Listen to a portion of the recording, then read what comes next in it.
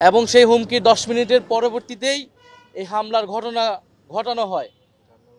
ফলে এটা আমাদের জন্য উদ্বেগের। অন্তর্বর্তী সরকার আসলে কিভাবে পরিচালিত হচ্ছে, সেনাবাহিনী কাদের নির্দেশনায় পরিচালিত হচ্ছে এ বিষয়ে কিন্তু প্রশ্ন উঠছে। কারণ অন্তর্বর্তী সরকার গণ অভ্যুত্থানের এই নুরুল হক নূর এদের মতো ফ্যাসিবাদ বিরোধী যোদ্ধাদের লড়াই সংগ্রামের ফলেই কিন্তু এই অন্তর্বর্তী সরকার গঠিত হয়েছে। অন্তর্বর্তী সরকার তাদের অবস্থান ব্যক্ত করেছে, বিচারিক তদন্ত কমিটি করেছে এবং সেনাবাহিনীর উচিত অবিলম্বে সেই বিবৃতি প্রত্যাহার করে এই ঘটনার জন্য দুঃখ প্রকাশ করা। আমরা সেনাবাহিনীর প্রতি শ্রদ্ধাশীল ছিলাম অন্তর্বর্তী সরকার গঠনের সময় থেকেই, গণ অভ্যুত্থানের সময় থেকেই, এবং তাদের উপরে দেশের আইন শৃঙ্খলা সহ সামনের যে নির্বাচন হবে তার অনেক কিছু নির্ভর করছে। কিন্তু যদি সেনাবাহিনী এই ধরনের পক্ষপাতমূলক অবস্থান দেখা যায় যে একটি রাজনৈতিক দলকে বাঁচানোর চেষ্টা করা হচ্ছে এবং দুঃখজনকভাবে সেই রাজনৈতিক দল হচ্ছে ফ্যাসিবাদের দোসর। আর জাতীয় পার্টি বিষয়ে আমাদের অবস্থান খুবই সুস্পষ্ট। জাতীয় পার্টি শুধু এই গত 16 বছর ধরে দালালি করে নাই। 90-এর পরাজিত শক্তি তারা। 90-এর গণ অভ্যুত্থানে বাংলাদেশের ছাত্র জনতা রক্ত দিয়ে এরশাদের পতন ঘটিয়েছিল, কিন্তু সেই সময় রাজনৈতিক দলগুলো আপোষ করেছিল।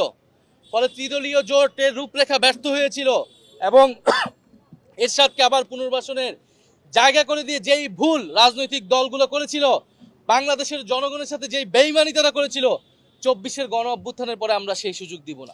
জুলাই গণ অভ্যুত্থানের পরে এরকম একটা দিন দেখতে হবে এটা আমরা কেউ কল্পনাও করি নাই। এটা শুধু দুঃখজনকই নয়, অনাকাঙ্ক্ষিত নয়, এটা উদ্বেগজনকও। আমরা আসলে কোন সময়ে বাস করছি এবং দেশের পরিস্থিতি কোন দিকে যাচ্ছে এটা আমাদেরকে ভাবাচ্ছে। কারণ যখন আমরা ফ্যাসিস্টদের বিচার চাচ্ছি, ফ্যাসিবাদের দোসরদের বিচার চাচ্ছি, সেই বিচার চাওয়ার অপরাধে আপনাকে আমাকেই নির্যাতিত হতে হচ্ছে, তাও এই অন্তর্বর্তী সরকারের সময়ে তাদের অধীনে থাকা সেনাবাহিনী এবং আইন শৃঙ্খলা বাহিনীর দ্বারা। এটা অত্যন্ত দুঃখজনক। গণ অভ্যুত্থানের শক্তিকে অবদমন করতে, তাদের কোমর ভেঙে দেওয়ার জন্যই এই ধরনের পরিকল্পনা করা হচ্ছে, এই ধরনের দৃষ্টান্ত স্থাপন করা হয়েছে বলে আমরা মনে করছি। এবং নুরুল হক নূরকে যেভাবে আঘাত করা হয়েছে, আপনারা জানেন যে তাদের পার্টি অফিসের সামনে, কার্যালয়ের নিচে তারা সংবাদ সম্মেলনের প্রস্তুতি নিচ্ছিল। সেই জায়গা থেকে একটা ঘটনার প্রেক্ষিতে তিনি পরিস্থিতি নিয়ন্ত্রণের জন্য সেখানে গিয়েছিলেন এবং এটা তাদের রাজনৈতিক অধিকার, গণতান্ত্রিক অধিকার, যে কারো বিরুদ্ধে গণতান্ত্রিকভাবে কথা বলা এবং ফ্যাসিবাদের দোসরদের বিচার চাওয়া।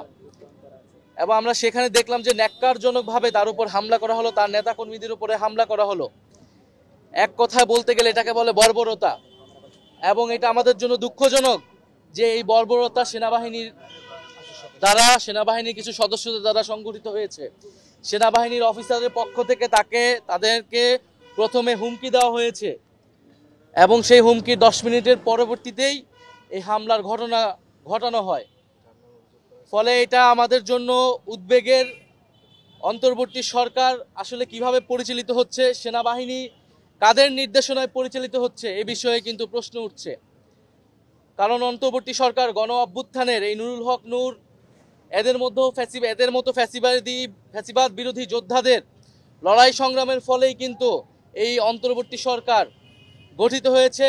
ফ্যাসিবাদ বিরোধী রাজনৈতিক দলগুলোর সমর্থনে এই অন্তর্বর্তী সরকার এখনো তাদের কার্যক্রম পরিচালনা করে যাচ্ছে। ফলে এই সময়ে তার উপরেই হামলা, এটাকে আমরা খুবই গভীর উদ্বেগের সাথে দেখছি। এটার প্রতিবাদের ভাষা আমাদের নেই এবং আমরা পাশাপাশি এও লক্ষ্য করছি যে দেশে এক ধরনের অস্থিতিশীলতা তৈরি করার নানা চেষ্টা করা হচ্ছে। আমরা বলতে চাই যে বাংলাদেশের মানুষের প্রতি আমাদের অঙ্গীকার যে ফ্যাসিবাদী পক্ষকে আমরা কোনোভাবেই জায়গা করে দিব না, সুযোগ করে দিব না। সেটা জাতীয় পার্টির নামে আসুক, যেই নামে আসুক না কেন, এবং বাংলাদেশের যেই শক্তি তাদেরকে সহযোগিতা করবে তাদেরকে জনগণের বিরুদ্ধে দাঁড়াতে হবে। এবং আরও দুঃখজনক, সেদিন হয়তো যা ঘটনায় হয়ে থাকুক না কেন, সেটা যদি অনাকাঙ্ক্ষিত হয়ে থাকে, দুর্ঘটনা হয়ে থাকে, সেনাবাহিনীর উচিত ছিল নিঃশর্তভাবে দুঃখ প্রকাশ করা, ক্ষমা প্রার্থনা করা। যে একজন রাজনীতিবিদকে, ফ্যাসিবাদ বিরোধী রাজনীতিবিদকে এইভাবে রাস্তায় ফেলে পেটানো হয়েছে।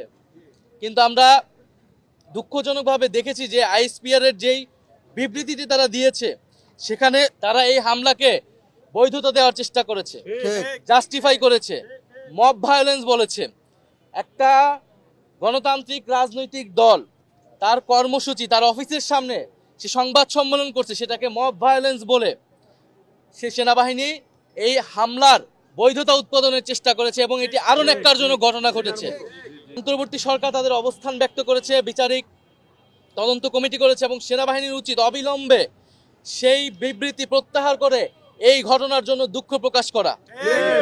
আমরা সেনাবাহিনীর প্রতি শ্রদ্ধাশীল ছিলাম অন্তর্বর্তী সরকার গঠনের সময় থেকেই, গণ অভ্যুত্থানের সময় থেকেই, এবং তাদের উপরে দেশের আইন শৃঙ্খলা সহ সামনের যে নির্বাচন হবে তার অনেক কিছু নির্ভর করছে। কিন্তু যদি সেনাবাহিনী এই ধরনের পক্ষপাতমূলক অবস্থান দেখা যায় যে একটি রাজনৈতিক দলকে বাঁচানোর চেষ্টা করা হচ্ছে এবং দুঃখজনকভাবে সেই রাজনৈতিক দল হচ্ছে ফ্যাসিবাদের দোসর, এবং তাকে বাঁচাতে গিয়ে ফ্যাসিবাদ বিরোধী জুলাই গণ অভ্যুত্থানের অন্যতম নেতাকে আক্রমণ করা হচ্ছে, এটা আমরা কখনোই মেনে নিব না। ফলে আমরা আশা করব যে সেনাবাহিনী তাদের এই অবস্থান পুনর্মূল্যায়ন করবে এবং তাদের এই হামলার জন্য, তাদের এই ঘটনার জন্য এবং দুঃখ প্রকাশ করবে এবং ভবিষ্যতে এই ধরনের ঘটনা ঘটবে না সেই নিশ্চয়তা বাংলাদেশের জনগণকে দিবে, বাংলাদেশের রাজনৈতিক দলগুলোকে দিবে। আর জাতীয় পার্টি বিষয়ে আমাদের অবস্থান খুবই সুস্পষ্ট। জাতীয় পার্টি শুধু এই গত 16 বছর ধরে দালালি করে নাই। 90-এর পরাজিত শক্তি তারা। 90-এর গণ অভ্যুত্থানে বাংলাদেশের ছাত্র জনতা রক্ত দিয়ে এরশাদের পতন ঘটিয়েছিল, কিন্তু সেই সময় রাজনৈতিক দলগুলো আপোষ করেছিল, ফলে ত্রিদলীয় জোটের রূপরেখা ব্যর্থ হয়েছিল এবং এরশাদকে আবার পুনর্বাসনের জায়গা করে দিয়ে যেই ভুল রাজনৈতিক দলগুলো করেছিল, বাংলাদেশের জনগণের সাথে যেই বেইমানি তারা করেছিল, 24-এর গণ অভ্যুত্থানের পরে আমরা সেই সুযোগ দিব না।